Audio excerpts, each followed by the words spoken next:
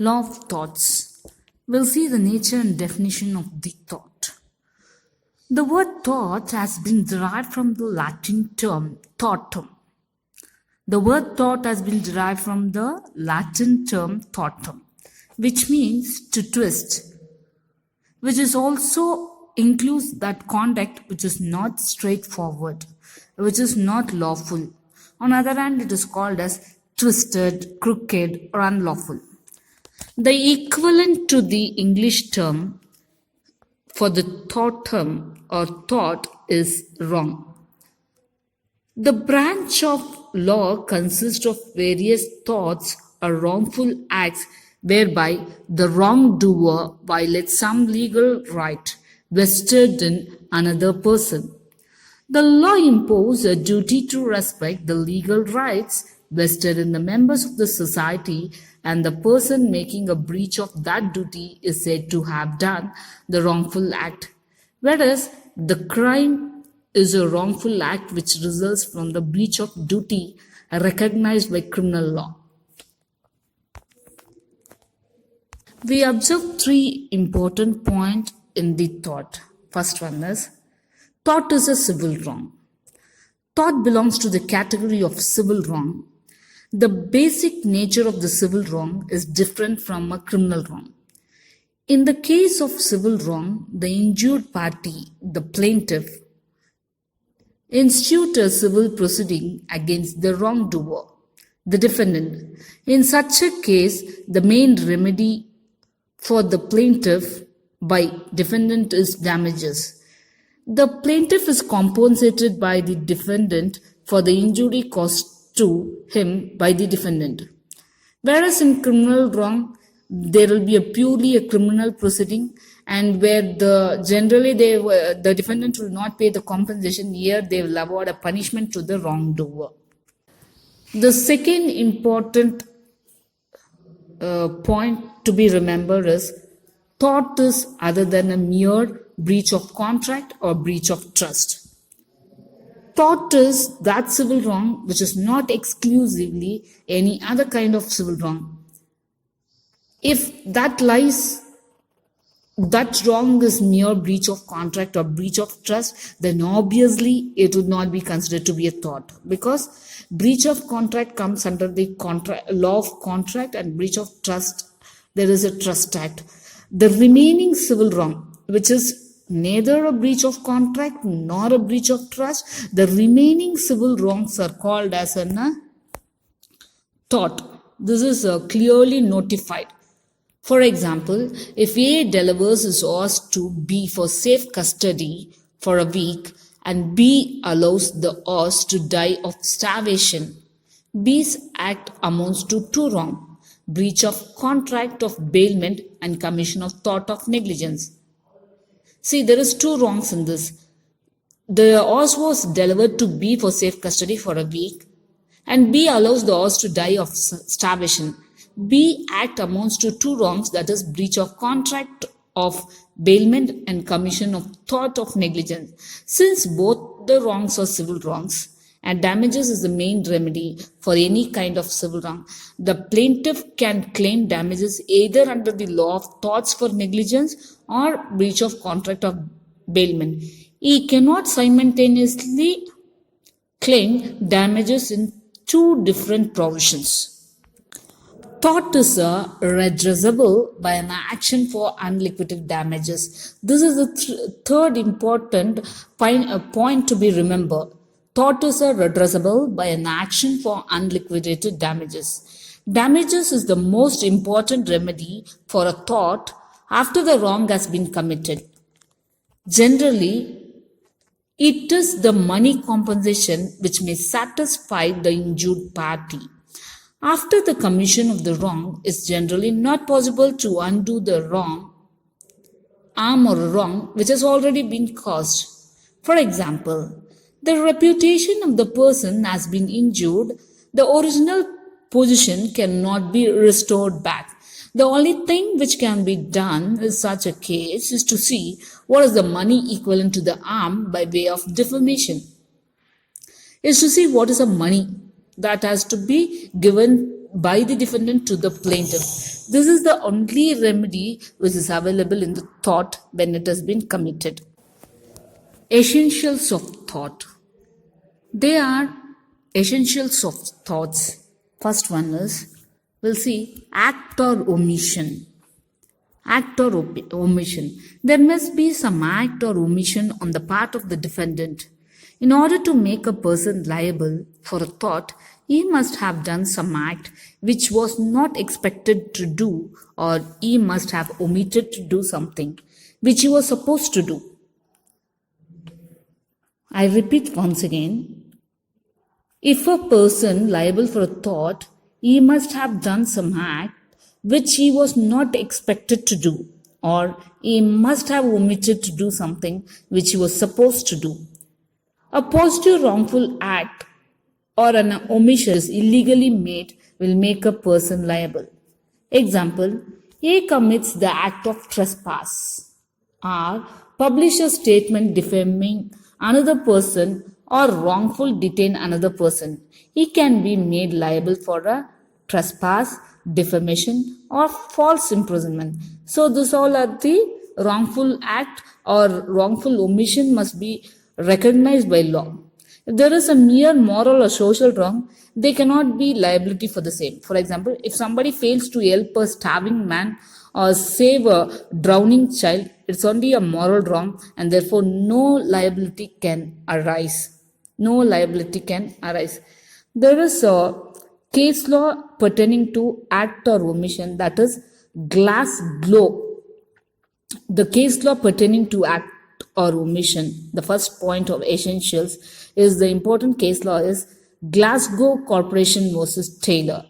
In this case, the corporation which maintains a public park fails to put a proper fencing to keep the children away from the poisonous tree. An innocent child, without knowing the consequence, has plucked the fruit from the poisonous tree and consumes the fruits. Children consumes the fruit of the poison tree and dies. Definitely, the corporation would be liable for the omission of the act which has been done, because it is the children's park where the poisonous tree would have been avoided. If at all the poisonous tree has been planted, that has been placed with the proper fencing, because there was no proper fencing and there was no such facility was made. The child have to consume that poisonous fruit and die. The corporation is liable for their omission. Similarly, the another case law is Municipal Corporation of Delhi versus Subhagbanti. Even in this case, the municipal corporation having a control over the clock tower in the heart of the city, that does not keep it in a proper repairs, and the falling of the same results in the death of number of persons. Once again, the corporation would be liable for its omission to take care in the matter. These all are some of the case law pertaining to act or omission. The next essential is the act or omission should result in legal damages. That is violation of legal right vested in the plaintiff. Legal damages. In order to be successful in action for the thought, the plaintiff has to prove that there has been a legal damages caused to him. In other words, he has to prove that a wrongful act, an act or omission causing a breach of legal duty or the violation of legal right vested in the plaintiff. The violation of legal right, there can be no action under law of thoughts. There are two important maxims for deep study of legal damages. The first maxim is injuria sine damno. We'll see what is the meaning of injuria sine damno. Injuria sine damno means violation of legal right without causing any harm, loss, or damages to the plaintiff. I repeat once again, injuria sine damno means violation of legal right without causing any harm, loss, or damages to the plaintiff. There are two kinds of torts. Those torts which are actionable per se, actionable without the proof of any damages or law. For instance, trespass to land is actionable even though no damage has been caused as a result of trespass. The second one is the tort which are actionable only on the proof of some damages caused by an act. These are the two kinds of torts. Injurious sign damno covers the first of above stated case. In such a case, there is no need to prove that as a consequence of an act, the plaintiff has suffered any harm. For successful action, the only thing which has to be proved is that plaintiff's legal right has been violated. The important case law for injurious sign damno is Ashby versus White. It is a leading case explaining the maxim injurious sign damno. In this case, the plaintiff is a newly qualified voter for a parliament election. With a qualified voter,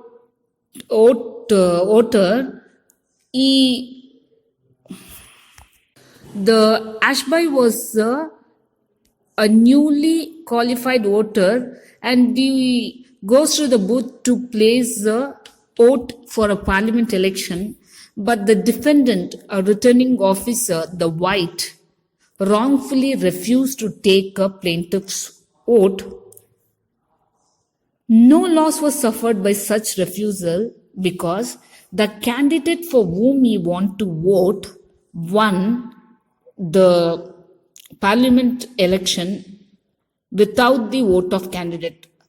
There was no damages occurred to the Ashby, but even though the defendant was liable because the Ashby's legal right was curtailed without any damages.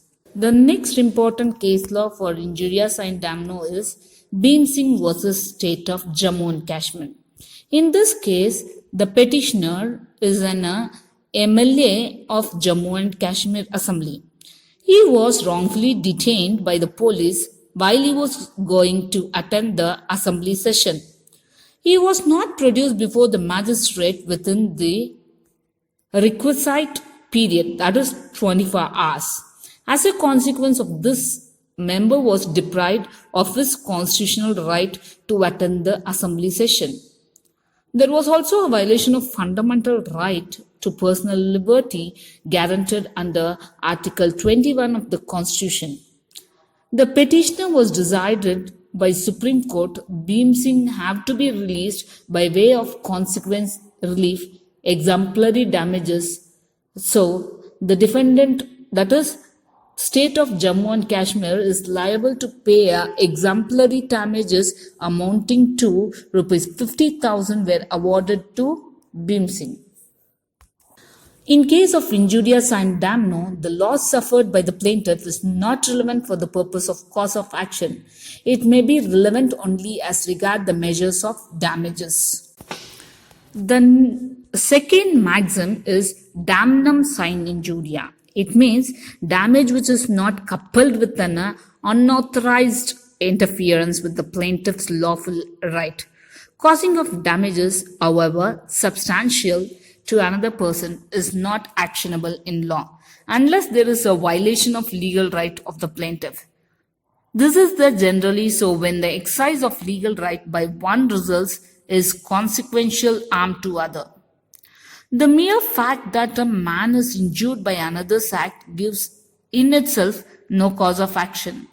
Example, or the important case law for this damno sine injuria is Gloucester Grammar School case. This case is familiarly called as Gloucester Grammar School case.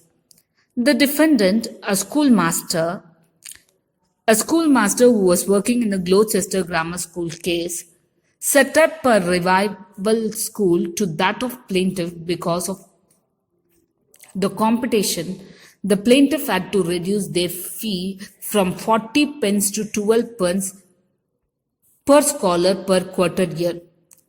It was held that plaintiff had no remedy for the loss thus suffered by them because it is a competitive world where anybody can compete with anybody.